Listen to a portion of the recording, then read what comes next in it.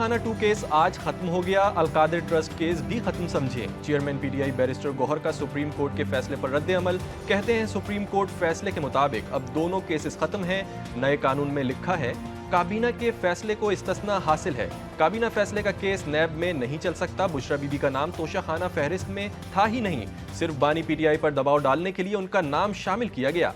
PTI रहनुमा शिबली फराज ने supreme court के नैब तरामीम से मुतालिक फैसले को NRO 2 करार दे दिया।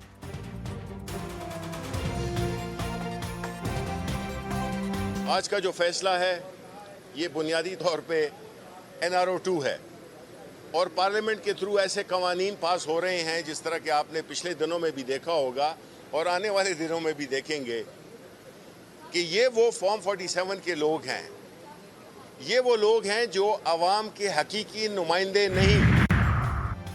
पुरअमन इज्तिमाओ अमन आमा और इलेक्शन एक्ट तरमीमी बिल सेनेट के बाद कौमी असम्बली से भी मंजूर। पीटीआई और सुन्नी इत्तेहाद काउंसिल की पुरअमन इज्तिमाओ अमन आमा के बिल की शदीद मुखालफत, अरकान ने एहतजाज किया और नो के नारे लगाए। पीटीआई का पुरअमन इज्तिमा बिल 2024 को अदालत में चैलेंज करने का फैसला। अब कोई जत्था इस्लामाबाद को यरगमाल नहीं बना सकेगा। शहर इक्तदार में इज्तिमा या जलसे की इजाजत नहीं। 7 दिन पहले बताएं फिर आपको एक मखसूस जगह देंगे। बैरिस्टर दानियाल चौधरी की पार्लियामेंट की बाहर मीडिया से गुफ्तगू। कहते हैं किसी एक जमात को टारगेट नहीं किया जा रहा, बल्कि ये तमाम सियासी जमातों के लिए है।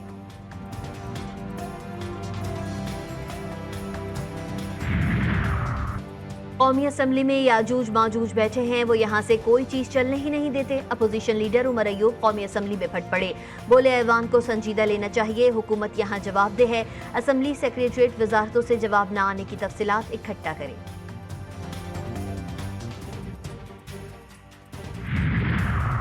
पाकिस्तान तहरीक इंसाफ की कोर कमेटी का इजलास 8 सितंबर को होने वाले जलसे के लिए हिकमत अमली तैयार। जराए के मुताबिक कोर कमेटी ने हिदायत की है कि जलसे के लिए मुल्क भर से लोगों को संगजानी लाया जाए। तमाम MNAs को अपने हलकों से लोगों को इकट्ठा करके लाने का टास्क दे दिया गया।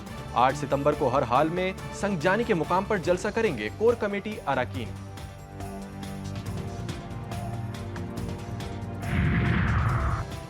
कराची में डाकू बेलगाम। गुलिस्तान जौहर में बिल्डर के दफ्तर में डकैती की कोशिश, फायरिंग के तबादले में गार्ड जाँ बहाक। मुकाबले के बाद तीनों डाकू पकड़े गए। गोलियां लगने से एक डाकू की हालत तशवीशनाक। जिला नौशहरा में रिश्ते के तनाज़े पर फरीकैन आमने सामने। झगड़े के दौरान फायरिंग से बाप इनायत 22 साला बेटे हमजा समेत कत्ल। गोलियां लगने से 6 अफराद शदीद जख्मी हो गए। रेस्क्यू टीम ने जख्मियों को तशवीशनाक हालत में अस्पताल मुंतकिल कर दिया। पाकिस्तान में पोलियो केसेस में इजाफा। 16 बरस बाद इस्लामाबाद में पोलियो का केस रिपोर्ट। यूनियन काउंसिल 4 में एक बच्चे में वायरस की तस्दीक हुई।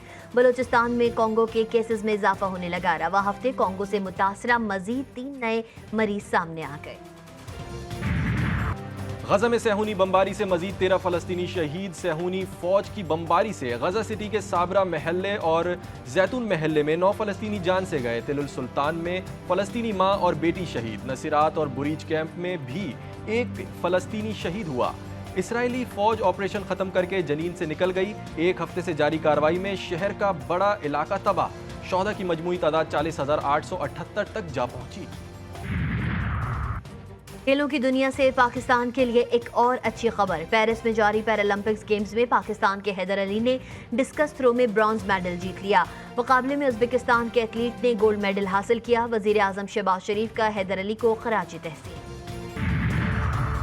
चैंपियंस वनडे कप के कप्तानों के नामों का ऐलान। सऊद शकील डॉल्फर, शाहीन आफरीदी लायंस, शादाब खान, मोहम्मद हारिस स्टॉलर्स और मोहम्मद रिजवान वॉलोज के कप्तान होंगे। हर टीम के 20 रुकनी स्क्वाड का भी ऐलान कर दिया गया। सेंट्रल कॉन्ट्रैक्ट वाले क्रिकेटर्स के फिटनेस टेस्ट 7 से और 9 नवंबर को होंगे। और नोबेल इनाम याफ्ता मलाला यूसुफजई की हॉलीवुड में बतौर प्रोड्यूसर एंट्री। पहली दस्तावेजी film Lost of the Sea Women की झलकियां सामने आ गईं।